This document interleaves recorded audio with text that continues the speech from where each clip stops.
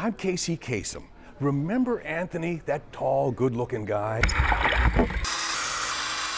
Well, he's back on the street. Be ready.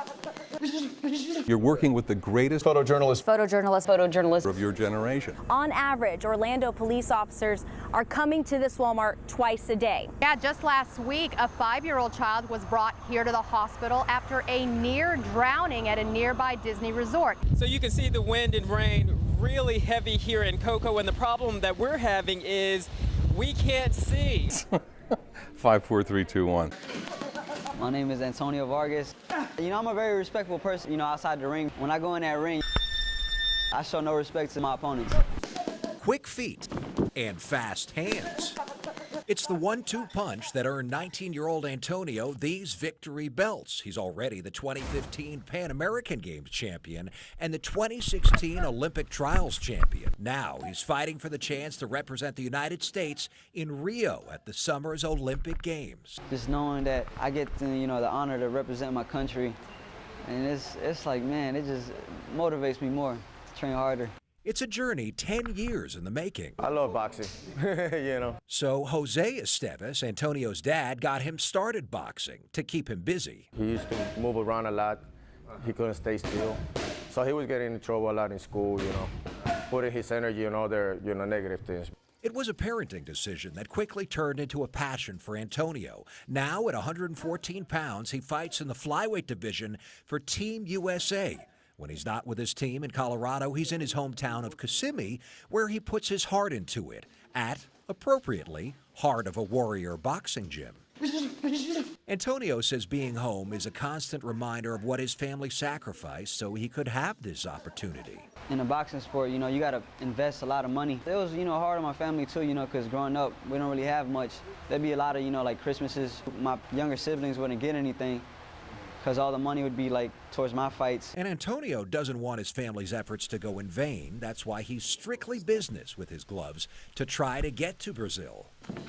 His first shot was a few months ago, but it was a rare defeat. In my eyes, he won. I was robbed that fight, like they took that fight from me. But he says his family was the only thing on his mind after the match. I feel like I'm letting everybody down. I got to do it for them. That's one of my biggest fears, you know, just losing.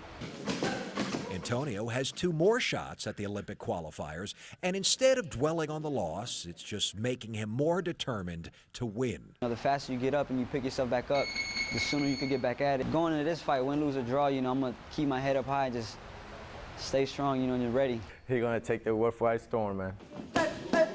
3, 2, 1. Any angler will tell you. Fire in the hole! Fishing isn't supposed to be easy. Or the name would be catching. Largemouth bass. But what these guys are doing. First time I did it, I was super excited. Most would call shocking. Yeah, if you put your hand in the water, you'll get a good zap. Steve Kramer and Andrew Schaefer are biologists with Florida Fish and Wildlife. He's a good dipper, so you need a good dipper because, you know, a lot of these fish will just be barely zapped. They're zapped because this generator is sending 600 volts of electricity through these 2 pieces of steel and down into the water. Steve controls the current with a foot pedal. The stunned fish flounder to the top. It's like shooting fish in an electrified barrel.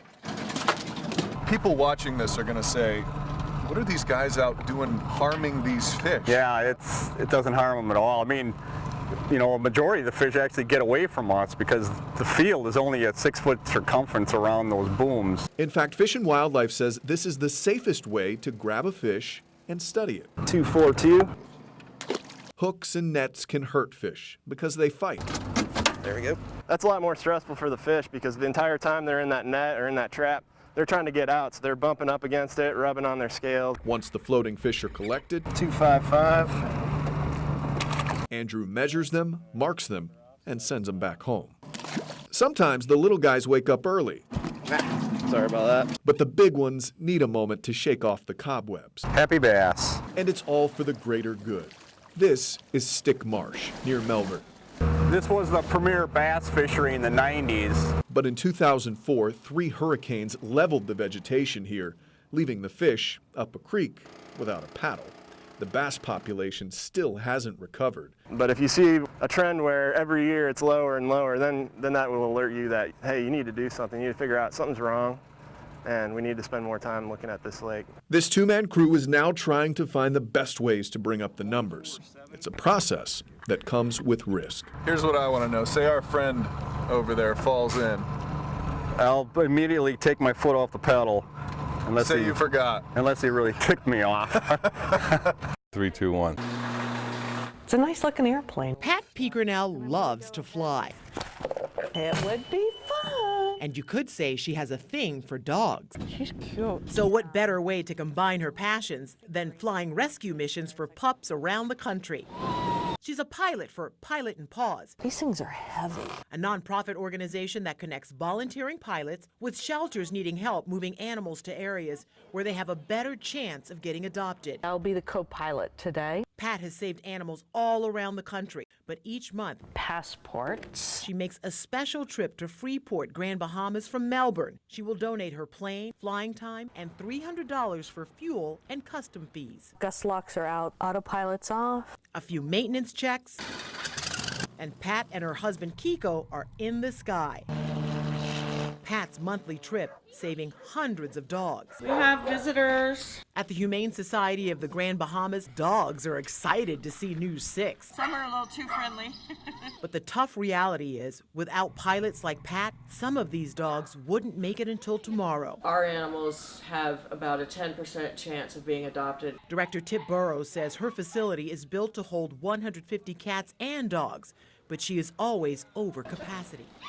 Tip believes the overpopulation comes from a cultural disconnect Bahamians have with their pets. When they have an animal, when something happens to it, it's easier to abandon it because they haven't really formed an emotional bond or attachment. That's where she says Pat comes in. Pat is probably responsible for saving about 300 dogs. We're the lucky ones. We get to take them from that dire situation to a rescue that opens their hearts and homes to them. Pat and 2 other pilots are able to save 31 dogs. Welcome to America. For some, it takes time getting used to a new country. Come here, little girl. She's coming. But others know their sad tale is about to have a happy ending. She's a hero to us as well. From the start, when she uses her own personal time or personal plane to transport for us, fly all the way over, fly all the way back, organize the other pilots involved, it's amazing. And now you have it on tape.